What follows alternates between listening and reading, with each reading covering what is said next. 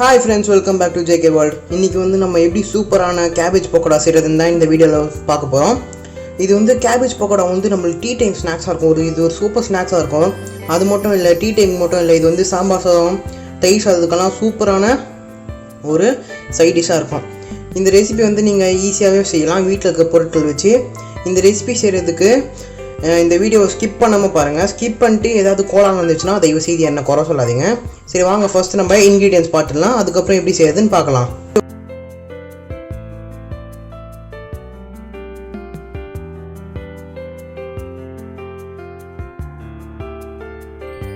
Friends, இப்போ நீங்கள் ingredients எல்லாத்தையும் பார்த்துருப்பீங்க. இப்போ வாங்க நம்ம செய்ய ஆரம்பிக்கலாம். இப்போ ஃபஸ்ட்டு பார்த்தீங்கன்னா நம்ம கட் பண்ணி வச்ச 250 கிராம் கேபேஜை வந்து இதில் ஆட் பண்ணிக்கலாம். நல்லா பெரிய பாத்திரம் பார்த்துக்கோங்க, அப்போ தான் நம்மளுக்கு வந்து மிக்ஸ் பண்ண வசதியாக இருக்கும். நெக்ஸ்ட்டு வந்து அதே மாதிரி நான் வந்து ஒரு ரெண்டு மீடியம் சைஸ் வெங்காயம் வெட்டி வச்சுருக்கேன். இந்த மாதிரி ஸ்லைஸ் பண்ணி வச்சுருக்கேன் சூப்பராக. இது பாருங்கள், நம்மளுக்கு இந்த மாதிரி தின் ஸ்லைசஸாக இருந்தால் கொஞ்சம் டேஸ்ட்டு நல்லாயிருக்கும். இதே நீங்கள் வந்து பெரிய வெங்காயம் எடுக்கிறீங்கன்னா ஒரு பெரிய வெங்காயம் ஒரு சின்ன வெங்காயம் எடுத்துக்கோங்க. சரி, ஓகே.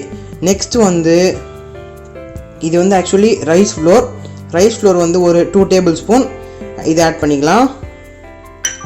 நெக்ஸ்ட் வந்து கடலை மாவு எடுத்துருக்கேன். கடலை மாவும் ஒரு 2 டேபிள் ஸ்பூன். நெக்ஸ்ட் வந்து மைதா வந்து ஒரு 1 டேபிள் ஸ்பூன் எடுத்துக்கோங்க. நெக்ஸ்ட் வந்து நம்ம செஃப் கிட்டேருந்து சால்ட் எடுத்துக்கலாம். இப்போ வந்து நம்ம இதில் உப்பு ஆட் பண்ணிக்கலாம். உப்பு உங்கள் டேஸ்ட்க்கு ஏற்ற மாதிரி ஆட் பண்ணிக்கோங்க.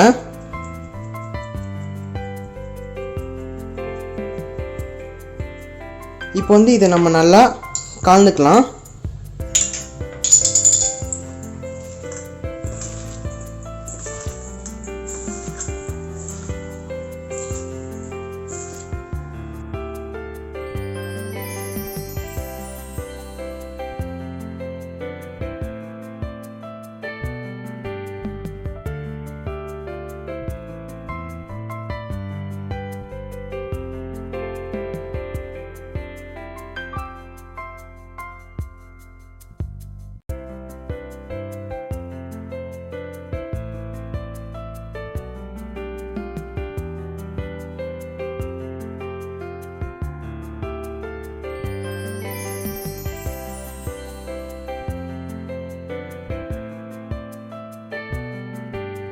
இப்போ பாருங்கள் ஃப்ரெண்ட்ஸ், நம்ம வந்து நல்லா கலந்து விட்டதுக்கப்புறம் சூப்பராக உதிரி ஆயிடுச்சு.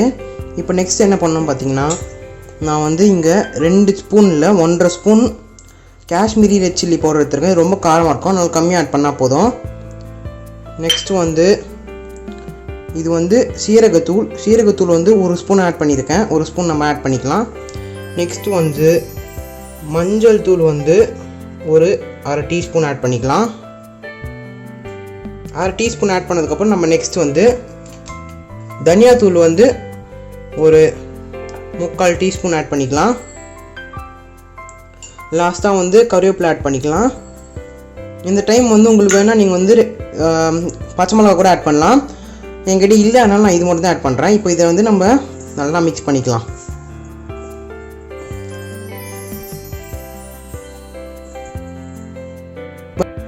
இப்போ பாருங்கள் ஃப்ரெண்ட்ஸ், நம்ம நல்லா மிக்ஸ் பண்ணதுக்கப்புறம் நம்ம வந்து முன்னாடியே இன்னொரு சில இன்க்ரீடியன்ஸ் ஆட் பண்ணிக்கணும். நம்ம மறந்துட்டோம், அதனால் ஒன்றும் பிரச்சனை இல்லை, இப்போ கூட ஆட் பண்ணிக்கலாம்.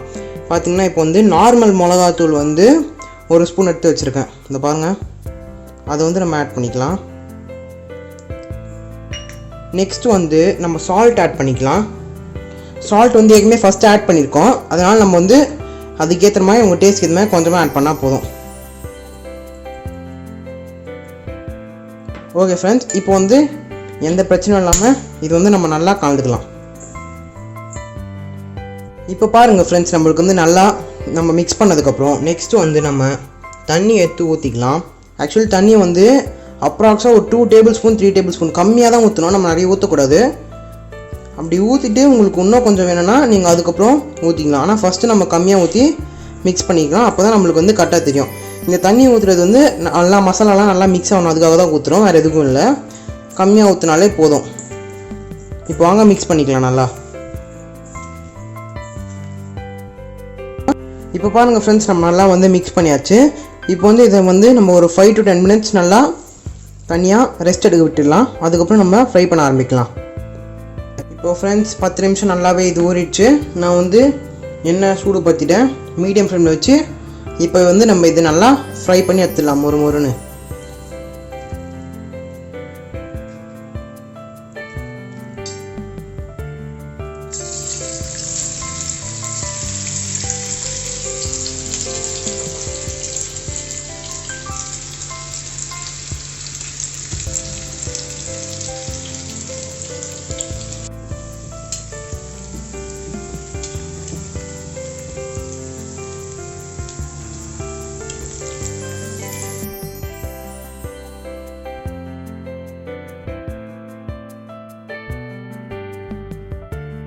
இப்போ பாருங்கள் ஃப்ரெண்ட்ஸ், நம்மளோட பக்கோடா வந்து சூப்பராகவே ரெடி ஆயிடுச்சு, கேபேஜ் பக்கோடா.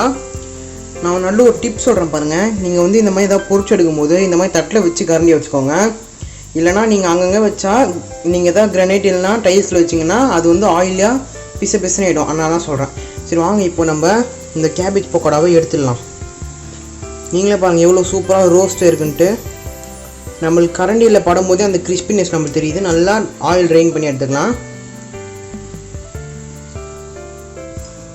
இந்த ப்ராசஸில் வந்து நம்ம சிம்மில் வச்சுக்கலாம் கேஸு. அப்போ தான் வந்து நம்மளுக்கு எதுவும் தீயாமல் இருக்கும். பாருங்கள் எவ்வளோ சூப்பராக வந்துருக்கு பாருங்க. இப்போ வாங்க நம்ம இதே மாதிரி எல்லாத்தையும் எடுத்து போட்டு பொரிச்சு நல்லா கிறிஸ்பியாக பொரிச்சு எடுத்துடலாம்.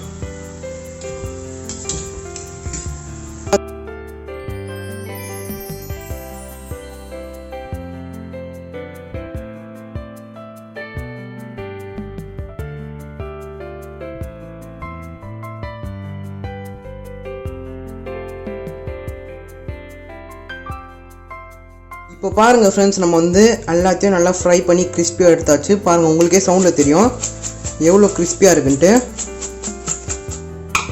இது வந்து ஒரு சூப்பரான ரெசிபி. நீங்கள் வீட்டில் ட்ரை பண்ணி பாருங்கள். ஓகே ஃப்ரெண்ட்ஸ், பாய். நான் வந்து நெக்ஸ்ட் வீடியோவில் பார்க்குறேன்.